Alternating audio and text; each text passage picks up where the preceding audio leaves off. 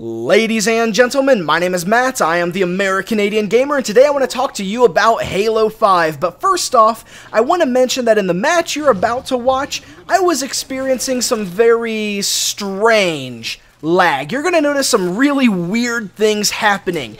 But other than that, there are some pretty good uses of the carbine and holograms scattered throughout this match, so I really hope you enjoy watching it. But let's not focus on that. Let's focus on what I really want to talk about, and that is Halo 5. I know I'm a little bit late to this party, but I haven't really had time to work on this stuff, but I have the time now, so let's do it. Now, Halo 5, they made one really big announcement recently. They are getting rid of loadouts. They are taking Halo back to its roots, back to the Halo 1, 2, and 3 style of arena gameplay that everybody has been begging for. Everyone will start with the same weapons, everyone will have the same abilities, and it will be best man wins, basically. It's going to come down to that setup. And this has been met with a lot of joy from a large majority of the community.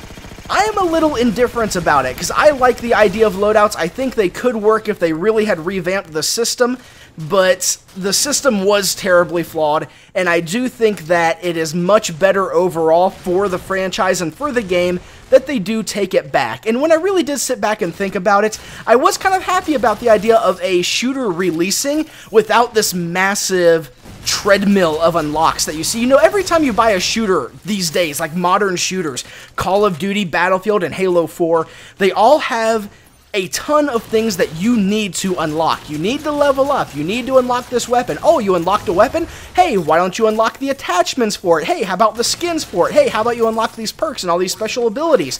Just keep unlocking things. You're never going to be done. You're never going to get to play the way you want to. You just need to keep unlocking, keep unlocking, keep unlocking. And unless you really have the time to dedicate just to that, to sit down and just play that and unlock everything, that's really not a great experience when you can't enjoy aspects of the game because your schedule is too limited due to the fact that you actually have responsibilities outside of playing these games. And it's going to be nice to go back to that element of, hey, I bought this game, I can play it. Yeah, you might have, you're going to probably have things to unlock, like different armors and, you know, different things like that, but I'm okay with that because that's just cosmetic. That does not affect the direct enjoyment of the game to me because it's not a weapon, it's not a performance enhancer of any kind, it is just cosmetic. So this does mean that everybody is going to start on a completely even playing field, and victories are going to be determined 100% by player and team skill, not unpredictable factors like perks and armor abilities. Now, they did mention one thing that has been confusing quite a few people as to what they actually do, and that is something called Spartan Abilities, because they mentioned in the trailer, all new Spartan Abilities, like it was some major, what was that voice? Ignore that. Okay, all new Spartan Abilities. Now, these are things that a lot of people thought, oh, they're adding new armor abilities, there's going to be all sorts of new tools that we're going to be able to play with. Now, Spartan Abilities are kind of like armor abilities, but they're not armor abilities. Well, they pretty much are. Let me explain. Spartan abilities are armor abilities. They are, but they're not selected like a loadout. They're not selected like Halo Reach. They're not selected by Halo 4, and you don't pick them up in the battlefield. They're abilities that are inherent to your Spartan. Everybody has them, and they all have the same ones. That's why they're called Spartan abilities, because they're just abilities that Spartans have.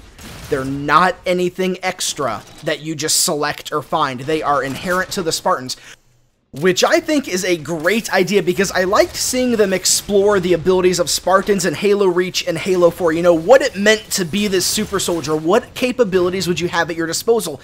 You're in this super high-tech piece of armor, and what does that grant you? Yeah, it grants you energy shielding, it grants you extra protection, it grants you survivability in harsh environments, but what else can it do for you? Maybe it can give you a jetpack, maybe it can allow you to, you know, thrust from side to side, maybe you can drop a regen field. They really did kind of play with that a little bit, and I was really happy to see them kind of do that and really say, hey look, you're a super soldier, here's some super things you can do.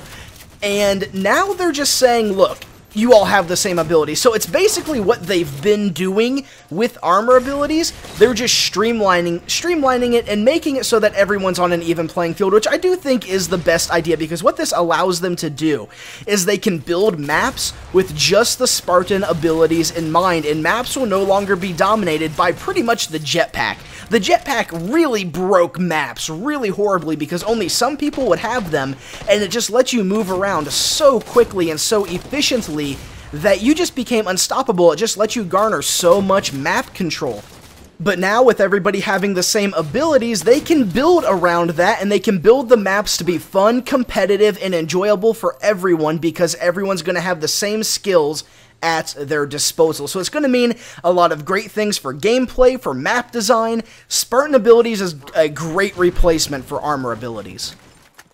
I will say that I am going to miss the hologram, because watch this. Watch this. I just turn around, I throw the hologram one way, he rounds the corner, sees the dot, he thinks I'm way down there, and I just pick him off. I'm going to miss being able to do that. I really hope that they get that back some way. Maybe in a piece of equipment you pick up, you know, you might be able to do that, but I am going to miss that.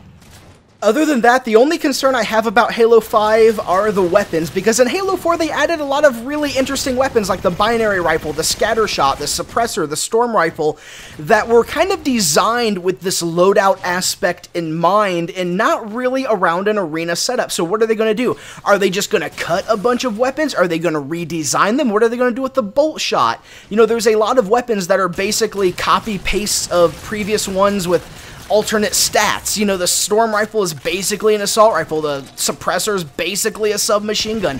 What are they going to do with those? I'm going to address that particularly in a later video after I've had time to really sit down and think about that.